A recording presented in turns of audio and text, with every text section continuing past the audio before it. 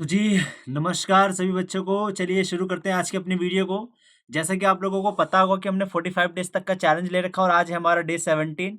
आज का जो चैप्टर काफ़ी ज़्यादा इम्पोर्टेंट चैप्टर है ये, जो कि है आपका विजयनगर वाला। ठीक है जी? विजयनगर का चैप्टर का आज ये पार्ट 1 है और इसके भी अगले एक आध पार्ट और आएँगे ही आएँगे। और आपको पता है कि 45 डेज़ चैलेंज के अंदर हम क्या कर रहे हैं, क्लास 12th की पॉलिटिकल साइंस प्लस हिस्ट्री, इन दोनों ही सब्जेक्ट्स को अच्छे से हम कवर कर रहे हैं। एनसीईआरटी बुक के थ्रू कर रहे हैं सारी चीज़ें, ठीक है? और अगर आप लोगों के मिड टर्म हो गया या फिर प्री बोर्ड के अंदर बड़े ही खराब नंबर आ रखे हैं और बड़े ही हताश हो रखे हैं कि कैसे अब आगे हम अपनी स्टडीज़ को फर्दर कंटिन्यू करें, तो अभी आपको टेंशन लेने की ज़रूरत नहीं है। वीडियो जाकर के देख लीजिएगा, पूरी स्ट्रेटजी अच्छे से मैंने पूरी बता रखी है इसके बारे में, ठीक है? और हाँ, डेली के 5 क्वेश्चंस मैं यहाँ पर पोस्ट करता रहता हूँ। गाइस जाओ जा करके अटेंड करो इन क्वेश्चंस को। एंड ट्रस्ट में बहुत सारे जो बच्चे हैं इसका लाभ ऑलरेडी उठा रहे हैं, ठीक है? तो जैसे आप क्लिक करेंगे ना आंसर के ऊपर, तो आपको पूरा एक्सप्लेनेशन भी मिलता है। और ये देख लीजिए, क्लास 12th एनसीईआरटी की ही है सारी चीज़ें, ठीक है? और अगर आपको डे वाइज अगर अच्छे से चाहिए कि डे 1, डे 2, डे 3 ऐसे करके पूरी सीरीज वाइज एकदम अच्छे से मिल जाए, तो जाइए हमारे प्लेलिस्ट के अंदर, चैनल के अंदर जाने के बाद प्लेलिस्ट पे जाइए। प्लेलिस्ट पे जाने के बाद आपको हिस्ट्री एंड पॉलिटिकल साइंस दोनों की एमसीक्यू सीरीज आपको अच्छे से मिल जाएगी। और आज ये हमारा हिस्ट्री का डे 17 है, आप लोगों को पता ही है। और ये मेरा एक है क्या, सुकून। ठीक है जी? इस सुकून को हम लास्ट तक लेके जाएँगे और देखिएगा, जब तक तोड़ेंगे नहीं, तब तक क्या बोलते हैं? छोड़ेंगे नहीं। हाँ, तब तक तोड़ेंगे नहीं, तब तक छोड़ेंगे नहीं। ठीक है जी? चलिए, आज का सबसे पहला क्वेश्चन है और हाँ, आज भी आई गेस 8 क्वेश्चन है इसके अंदर, ठीक है? तो चलिए बिना देरी करे स्टार्ट करते हैं आज की अपनी वीडियो को। सबसे पहला क्वेश्चन पूछा जा रहा है कि विजयनगर का शाब्दिक अर्थ क्या होता है? ठीक है जी? और ये वैसे इसको विजय मान लीजिए, विजय, ठीक है? पहला बोला जा रहा है कि विजय का महल, विजय का शहर, विजय की भूमि, विजय का मंदिर। इसका राइट आंसर हो जाएगा विजय का शहर, बिकॉज नगर का मतलब ही होता है आपका शहर। तो महल, भूमि, मंदिर तो हो नहीं सकता। थोड़ा सा भी कॉमन सेंस लगा देंगे तो आपका ये क्वेश्चन सही मतलब बन जाएगा। ठीक है जी? एक बात याद रखिएगा, जो विजयनगर है जिसका बोला जा रहा है शाब्दिक अर्थ क्या है, विजय का शहर। ठीक है? ये एक शहर भी है और एक साम्राज्य। इन दोनों के सेंस में इसका जो है यूज किया जा रहा है। अब देखिए, आप लोग कंफ्यूज हो जाएंगे होंगे कि शहर और साम्राज्य मतलब क्या। देखिए, विजयनगर ना फॉर एग्जांपल मान लीजिए ऐसा था कुछ, ठीक है? तो विजयनगर के अंदर ही बहुत सारे सिटीज होती है, यानी कि शहर, जैसे भारत हो गया ना, पूरा भारत हो गया। भारत के अंदर दिल्ली एक छोटा शहर हो गया, कानपुर एक छोटा शहर हो गया, मुंबई एक छोटा शहर हो गया। ऐसे ही जो है विजयनगर भी एक छोटा सा शहर था। तो कई जो इतिहासकार है वो बोल रहे हैं कि नहीं भाई, विजयनगर जो है पूरा साम्राज्य का नाम था। और कई लोग बोल रहे हैं कि नहीं भाई, विजयनगर एक उसके अंदर छोटा सा शहर था। तो ये दोनों के लिए जो है नाम यूज किया जाता है। इस चीज को आपको अच्छे से याद रखना है। इस साम्राज्य की स्थापना है वो कब हुई थी, 14वीं शताब्दी के अंदर हुई थी। नोट कर लीजिएगा, 14th सेंचुरी के अंदर हुई थी। अच्छा, मैं जब 14वीं शताब्दी बोलता हूँ तो शताब्दी का मतलब क्या होता है? एक से लेकर के 100 साल के बीच का जो पीरियड होता है उसको बोलते हैं हम शताब्दी। ठीक है जी? दशक जो होता है वो होता है आपका 10 साल के लिए यूज किया जाता है। ठीक है? तो इनके बारे में आप लोगों को पता होना चाहिए। बहुत ही मतलब बेसिक सा कॉन्सेप्ट होता है इसके बारे में। ठीक है?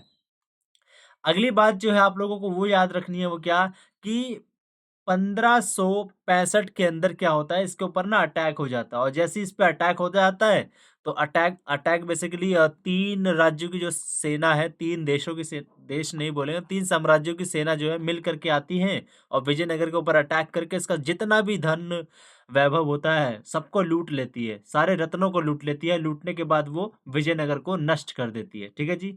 एक चीज याद रखिएगा, जो विजयनगर विजयनगर बहुत ज्यादा हम बार बार पढ़ रहे हैं, आखिरकार क्या है विजयनगर के अंदर इतना खास, जो इतना मतलब स्पेशल चैप्टर बनाता है इस चीज को? देखिए, विजयनगर जो है बेसिकली अपने मसालों, ठीक है, प्लस कपड़ों, यानी कि वस्त्र वगैरह, कपड़ों प्लस रत्नों के लिए बहुत ज्यादा फेमस है। स्पेशली इसके लिए ऐसा बोला जाता है कि सोना चांदी ये सब तो मतलब आम लोगों के पास भी था। सबसे समृद्ध माना जाता था, प्रॉस्पेरस सिटी मानी जाती थी ये विजयनगर।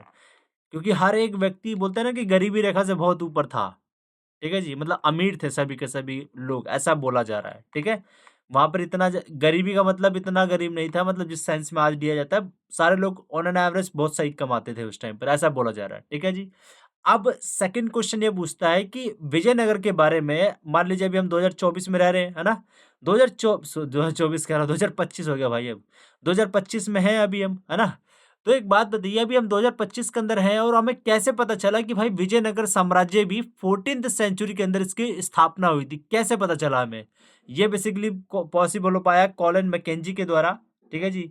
कर्नल लिखेंगे ऐसे, कर्नल थे भाई साहब, कर्नल कॉलिन मैकेंजी। ठीक है, ये वो आदमी है बेसिकली, ईस्ट इंडिया कंपनी है ना, उसके ये वो है, एजेंट है, कर्मचारी है। ईस्ट इंडिया कंपनी क्या है, जिसने भारत के ऊपर 200 सालों तक राज करा था। ठीक है, वहीं की ये एजेंट है। वो एजेंट आते हैं और वो 1800 को ईस्वी यानी कि एडी में आते हैं और आकर के देखते हैं कि भाई साहब हम्पी के ना जो उनको भवन होते हैं, भवनावशेष मतलब जो बिल्डिंग के जो कुछ है ना अवशेष वगैरह जो है इन व्यक्ति को मिल जाता है। कब मिलता है? 1800 के अंदर मिलता है। और जब ये मिलता है तब जाकर के जो है विजयनगर के एम्पायर के बारे में बहुत सारे हिस्टोरियंस हैं, उनका रुझान स्टार्ट हो जाता है। आप लोगों को एक बात और याद रखनी है कॉलिन मैकेंजी के बारे में। वो क्या कि 1815 में उन्हें जो है भारत का सबसे पहला सर्वेयर जनरल बनाया गया था। काफ़ी इंपॉर्टेंट वो है जी ये, इसको नोट्स जरूर बना लीजिएगा। ठीक है जी, इंपॉर्टेंट पॉइंट था ये वाला। ओके, और 1821 तक जब तक वो मरे नहीं भाई साहब, तब तक जो है इसी पद के ऊपर आसीन रहे। नेक्स्ट क्वेश्चन आपका कि विजयनगर साम्राज्य की स्थापना किसने की? सबको पता है हरियर और बुक्का 1336। इतना नहीं पता तो पता कर लो। ये नहीं कहूंगा कि डूब के मर जाओ, बट पता कर लो, मैं ये कहूंगा। ठीक है जी। और दो भाइयों ने करी थी, हरियर और बुक्का, 1336 के अंदर। और ये भी याद रखिएगा कि विजयनगर साम्राज्य को इस टाइम के लोग जो है ना कर्नाटक साम्राज्यू साम्राज्यमु ये कह करके भी बुलाते थे। विजयनगर साम्राज्य को ये कह करके भी जो है बुलाया करते थे। और वहां का जो राजा हुआ करता था, उस राजा को क्या बुलाया जाता था? राय। ठीक है जी, राय। इसको आपको अच्छे से याद रखना है। और ये देख सकते हैं यहाँ लिखा हुआ। और हाँ, वो अलग अलग भाषाएं भी बोला करते थे भाई, ये भी याद रखिएगा। आएगा भाषा के ऊपर, अभी हम आगे डिस्कस करेंगे। अगला क्वेश्चन पूछा जा रहा है कि अश्वपति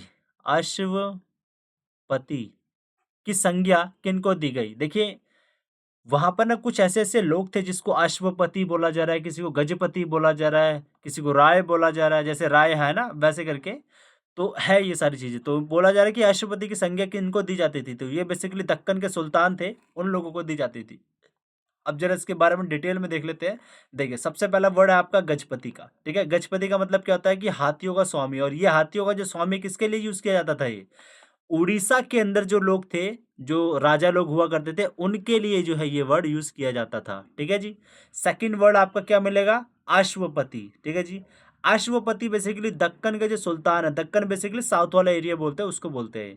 दक्कन के जो सुल्तान थे, सुल्तान बेसिकली हमेशा मुस्लिम्स होते हैं भाई, ये भी याद रखिएगा आप लोग। ठीक है, सुल्तान का मतलब ही होता है मुसलमान कोई, है ना। तो सुल्तान जो है दक्कन के, उनको बोला जाता था कि अश्वपति, मतलब घोड़ों के स्वामी थे वो। और राय तो अभी मैंने बताई था कि नरपति, राय को नरपति या लोगों के स्वामी के रूप में जाना जाता है। और ये बेसिकली आपका विजयनगर साम्राज्य के जो राजा लोग थे उनके लिए यूज किया जाता था। तो इतना आप लोगों को याद रखना है और नोट्स बना लेना है। अगला क्वेश्चन है, काफी मोस्ट इंपोर्टेंट क्वेश्चन है। वो क्या है कि कुदिरई चट्टी, हाँ कुदिरई चट्टी ऐसे लिखा हुआ आपकी बुक के अंदर, कुदिराई चट्टी। ये बेसिकली किनको कहा जाता था? ये काफी इंपॉर्टेंट क्वेश्चन है। ये बेसिकली घोड़े के व्यापार करने वाले जो लोग थे उनके लिए ये वर्ड यूज किया जाता था। देख सकते हैं यहाँ पर, व्यापारियों के स्थानीय समूह जिसको कुदिराई चट्टी या घोड़ों के व्यापारी कहा जाता था। काफी इंपॉर्टेंट क्वेश्चन है भाई, रख लीजिएगा याद। और 1498 में याद आ रहा है कौन आया था? पुर्तगाल से कौन आया था? Vasco da Gama. ठीक है, ये बंदा आया था पुर्तगाल से। नेक्स्ट क्वेश्चन देखते हैं क्या। कृष्णदेव राय कौन से वंश से संबंधित है? मैं आपको बता दूं कि विजयनगर एम्पायर के अंदर टोटल 4 जो है वंश आई थी। ठीक है जी। वंश मतलब फॉर एग्जांपल मैं शर्मा हूँ, ठीक है जी, तो शर्मा पहले आ गए फॉर एग्जांपल। उसके बाद फिर वर्मा कोई वंश आ गया। वर्मा के बाद फिर कोई मान लीजिए कुछ और आ गया, मतलब सेठ वाले आ गए। ठीक है, और कोई बढ़ई कह रहा हूँ, कुमार कुछ भी ले लीजिए यार, पासी मान लीजिए आगे लास्ट में। ठीक है, तो ये क्या है? अलग अलग वंश है ये। वंश का मतलब क्या होता है? आपके पापा हैं जी, आपके पापा के फिर आपके बच्चे हुए, और फिर आप हुए और आपकी बहन हुई, जो भी है, फिर आप जो है आगे उस वंश को आगे बढ़ाओगे। इसको बोलते हैं वंश आगे बढ़ता रहता है। ठीक है, तो ये बोला जा रहा है कि जो कृष्णदेव राय हैं, जो 4 वंश आए थे विजयनगर साम्राज्य के अंदर, तो उनमें से कौन से वंश से संबंधित थे? तो ये थे आपके तुलुप वंश से संबंधित। और ये क्वेश्चन आई थिंक मेरे हिसाब से आया भी हुआ है आपके पेपर के अंदर। तो इसका राइट आंसर तो आपका यही हो जाएगा, तुलुप वंश। ठीक है जी। अब क्वेश्चन ये बनता है कि भाई साहब, जो 4 साम्राज्य आए थे जो मैंने आप लोगों को बताया था, वो कौन-कौन से हैं? तो उसके बारे में आप देख सकते हैं, यहाँ पर लिखे भी हुए हैं। देखिए, सबसे पहला आपका यही आता है। अरे! मैं बताना ही भूल गया आपको कि ये ना सीरीज़ वाइज़ से ही लिख रखा है मैंने। संगम वंश पहले आता है, दूसरा आता है सुलुप वंश, तीसरा आता है तुलुप वंश, चौथा आता है आपका अराविदु वंश। ठीक है जी? इन चारे वंश एक-एक करके आते हैं, इन सबको आपको अच्छे से याद रखना है। अब बात हमारी यहाँ पर इम्पोर्टेंट है कृष्णदेव राय के बारे में जी। ठीक है जी? कृष्णदेव राय के बारे में कुछ बातें हैं जो आप लोगों को लिखना है। सबसे पहले बात क्या बोली जाती है कि कृष्णदेव राय को जो है ना एकदम प्रसिद्ध शासक के रूप में जाना जाता है। किसके रूप में? प्रसिद्ध शासक के रूप में।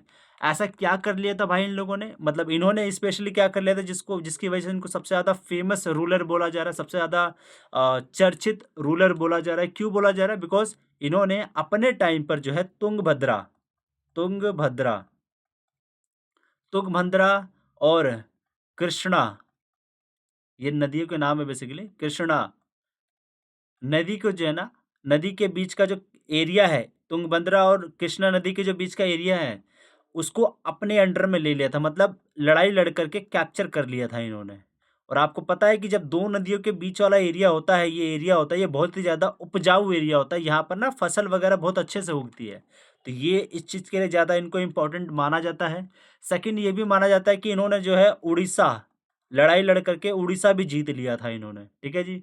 उड़ीसा जीतने के बाद ये कब जीता था? बेसिकली 1514 के अंदर जीता है ये। और जो कैप्चर करा था ना नदी वाला पार्ट, ये करा था 1512 के अंदर। और एक और चीज करा इन्होंने, क्या? बीजापुर। बीजापुर बेसिकली विजयनगर साम्राज्य के बगल में एक वो हुआ करता था, क्या बोलते हैं, पड़ोसी देश या पड़ोसी एरिया बोल लीजिए, हुआ करता था। तो बीजापुर के जो सुल्तान थे, यानी मुस्लिम जो राजा था, उनको भी हरा दिया था। जो कि हराना बहुत मुश्किल था ये। बस सबसे बड़ी जीत मानी जाती है इस चीज़ को। बहुत मुश्किल से हराया था उन्होंने। ठीक है? तो उनको भी हरा दिया था कृष्णदेव राय ने। तो मतलब ये कुछ चीज़ें हैं जो उनको उनके लिए ज़्यादा इम्पोर्टेंट है। और सबसे स्पेशल चीज़ें ये है कि दक्षिण के अंदर, यानी कि साउथ इंडिया के अंदर जो है बेसिकली, दक्षिण साउथ इंडिया के अंदर जो है बेसिकली, जो मंदिर होते हैं ना, मंदिर, उस मंदिर के अंदर भव्य भव्य मतलब बहुत ही बड़े-बड़े गोपुरम याद आ रहा है क्या होता है ये? गोपुरम बेसिकली एक गेट को कहते हैं। एंट्रेंस जो गेट होता है ना मंदिर का, उसको कहते हैं गोपुरम। तो जो एंट्रेंस गेट है मंदिरों को सबसे बड़ा बहुत ही विशाल रूप से बनवाने का जो श्रेय है, वो भी कृष्णदेव राय को ही जाता है। और एक चीज हो रहा है, वो क्या है कि इन्होंने जो है ना अपनी माँ के नाम पर जो है ना, ये काफी इंपॉर्टेंट पॉइंट है भाई, आ सकता है कभी भी। और ये भी याद रखिएगा कि भव्य गोपुरम बनवाने का जो श्रेय है वो किसको जाता है? भव्य मतलब बहुत ही बड़े बड़े साइज में, बहुत बड़े बड़े, गोपुरम मतलब गेट। तो बहुत ही बड़े बड़े जो गेट हैं मंदिरों के बनवाने के, उसका श्रेय भी जो है किसको जाता है? कृष्णदेव राय को जाता है। एक बात ये आपको यहाँ याद रखनी हो, क्या? कि कृष्णदेव राय ने जो है अपनी माँ के नाम पर जो है एक विजयनगर साम्राज्य के, विजयनगर के आसपास ही जो है ना एक नगर की स्थापना करी थी। उस नगर का नाम क्या था वो देख लीजिए। नगल नगलपुरम। नगलपुरम, ये उस नगर का नाम था। और जो कि एक उपनगर के नाम पे इन्हें जाना जाता है। उपनगर बेसिकली था, नगर पूरा तरीके से नहीं है, छोटा सा नगर है, ऐसा बोला जा रहा है। तो ये कुछ पॉइंट्स हैं जो कि कृष्णदेव राय के बारे में काफ़ी ज़्यादा इंपॉर्टेंट है, आप लोगों को लिखने हैं अपने नोट्स बुक के अंदर। तो देख लीजिए, लिखा हुआ पूरी जानकारी मैंने लिखी हुई है, पढ़ लीजिएगा। इतना समय हमने लगाया है तो मैं आपको वही पढ़ के नहीं बताऊंगा, आप खुद से भी एक बार मेहनत करके देखिए। ठीक है? नेक्स्ट क्वेश्चन पूछा जा रहा है कि 1565 में विजयनगर साम्राज्य और दक्कन सल्तनत के बीच कौन सा युद्ध लड़ा गया था? काफी इंपॉर्टेंट क्वेश्चन है भाई, बता रहा हूँ, ये बहुत इंपॉर्टेंट क्वेश्चन है ये वाला। बहुत इंपॉर्टेंट, जितने मार्क्स लगा लो स्टार, बहुत इंपॉर्टेंट है। हुआ क्या था बेसिकली, विजयनगर विजयनगर और उसके आसपास के दो तीन जो है पड़ोसी वगैरह वगैरह लोग भी थे, जैसे कि बीजापुर हो गया, गोलकोंडा हो गया, है ना, ऐसे करके बहुत सारे थे, अहमदनगर हो गया, है ना, ऐसे कुछ पड़ोसी देश थे जो कि विजयनगर साम्राज्य के आसपास ही थे। और ये सब साउथ में ही चल रहा है सारा, ऐसा मान के चलिए। ठीक है जी। अब हो क्या रहा है कि विजयनगर जो है ना बहुत ही ज़्यादा शक्तिशाली बनता जा रहा है, घोड़े वगैरह सब उनके पास आते जा रहे हैं, हाथी वगैरह सब कुछ आ रहा है उनके पास। अब हो क्या रहा है कि जो तीन लोग थे पड़ोसी देश, उन्होंने सोचा कि भाई विजयनगर को एक एक करके हरा पाना बहुत ही मुश्किल है, क्यों ना हम तीनों इकट्ठे हो जाते हैं और फिर हम इनको लड़ाई कर लेते हैं। बेसिकली बात ये हुई थी कि 1565 के अंदर ना एक राजा आया था, कहाँ पर, ये विजयनगर के अंदर, जिसका नाम था राम राय। इसी की बेवकूफ़ी की वजह से जो है विजयनगर साम्राज्य नष्ट हो गया था। वो कैसे हो गया था बता देता हूँ मैं आपको। और दक्कन के जो है, दक्कन वाले के सुल्तान, दक्कन के, दक्कन सल्तनत लिख देता हूँ, चलो ठीक है जी। सल्तनत का बेसिकली मतलब वही होता है लीनियज, मतलब एक एक करके आगे वंश वगैरह जो होता है ना, वही समझ लीजिए आप। ठीक है जी। तो हुआ क्या था कि राम राय जो कि विजयनगर से थे, और दक्कन के सल्तनत में जो है तीन सेना, तीन देशों की जो है सेना उसमें इकट्ठी थी, और दोनों के बीच में फिर लड़ाई होती है। लड़ाई होने के बाद राम राय जो है वो हार जाते हैं, और हारने के बाद ये बेसिकली जो युद्ध है, ये कहाँ पर लड़ा गया था युद्ध? एक गांव है, उस गांव का नाम काफी ज्यादा इंटरेस्टिंग उसका नाम है राक्षसी, राक्षसी तांगड़ी। ये उस गांव का नाम है जी, ये ठीक है। और इस गांव के नाम पर ही जो है इस युद्ध को, 1565 का जो युद्ध है, इसको हम राक्षसी तांगड़ी का युद्ध भी कहते हैं, जहां पर विजयनगर साम्राज्य का नष्ट होने का जो स्टार्टिंग पॉइंट है वो यहीं से शुरू हो जाता है 1565 के अंदर। हालांकि इसी युद्ध को जो है सेम नाम दिया जाता है, एक और नाम है उसका नाम क्या है? उसका नाम है आपका ये तालीकोटा का युद्ध। और क्वेश्चन में ये पूछा गया कि किस युद्ध में हारे थे, तो वो हारे थे तालीकोटा का युद्ध। तालीकोटा का युद्ध और राक्षसी तागड़ी, ये दोनों ही एक दूसरे के सेम नाम है ये, ठीक है जी। तो इसके बारे में आप लोगों को पता होना चाहिए। और फिर इस युद्ध के पास 1565 के बाद विजयनगर साम्राज्य जो है विलुप्त हो जाता है, खत्म हो जाता है जी। ठीक है। अब आज का सबसे लास्ट क्वेश्चन है, लास्ट क्वेश्चन नहीं, इसके बाद एक और है। एक क्वेश्चन पूछा जा रहा है कि अमुक्त, ये बेसिकली अमुक्त ऐसे लिखा है भाई, ये अमुक्त मल्यद, अमुक्त मल्यद बेसिकली एक बुक है, ठीक है जी। और ये तेलुगु लैंग्वेज के अंदर लिखी हुई है। किसने लिखी थी? ये इसका राइट आंसर हो जाएगा कृष्णदेव राय। और काफ़ी इंपॉर्टेंट क्वेश्चन है, बिकॉज कृष्णदेव राय काफ़ी इंपॉर्टेंट पर्सनालिटी है विजयनगर के एम्पायर के अंदर। और लास्ट क्वेश्चन अब आपका क्या है? नायक आमतौर पर कौन सी भाषा बोलते थे? तो देखिए, दो भाषा वो बोला करते थे अक्सर। एक तो थी आपकी कन्नड़, जो कि इसका कन्नड़ आंसर हो जाएगा, और दूसरा होती है आपकी तेलुगु। ठीक है जी। तो तेलुगु और कन्नड़ भाषा जो है वो लोग बोला करते थे। और ये थोड़ा पढ़ लीजिएगा, काफ़ी इंपॉर्टेंट है ये, कि विजयनगर साम्राज्य की सबसे अनूठी राजनीतिक जो खोज है, राजनीतिक खोज है, वो क्या है? अमर नायक प्रणाली। नायक का मतलब मैंने आपको बता ही दिया था क्या होता है। अमर नायक बेसिकली सैनिक कमांडर हुआ करते थे। तो ये एक बार पढ़ लीजिएगा खुद से, है ना। इसके अंदर मैं आपको क्या अच्छे से बताऊं, पढ़ लीजिएगा, ज़्यादा इंपॉर्टेंट रहेगा। और आपसे एक ये भी याद रखिएगा कि जो विजयनगर की जो अमर नायक प्रणाली है, वो मुगल साम्राज्य के किस प्रणाली से थोड़ा मिलता जुलता है, दिल्ली सल्तनत से किससे मिलता जुलता था? उसका प्रणाली का नाम था एकता प्रणाली। और इस प्रणाली के अंदर होता क्या है, क्या व्यवस्था है इसके अंदर, जा करके देखिएगा। काफी इंपॉर्टेंट क्वेश्चन है ये भी, ठीक है जी। मतलब रिटर्न पार्ट के अंदर काफी ज्यादा वो क्वेश्चन आता है, ये अमर नायक प्रणाली के ऊपर, ठीक है। तो चलिए, अभी के लिए बस इतना ही है। Thank you so much guys, love you all.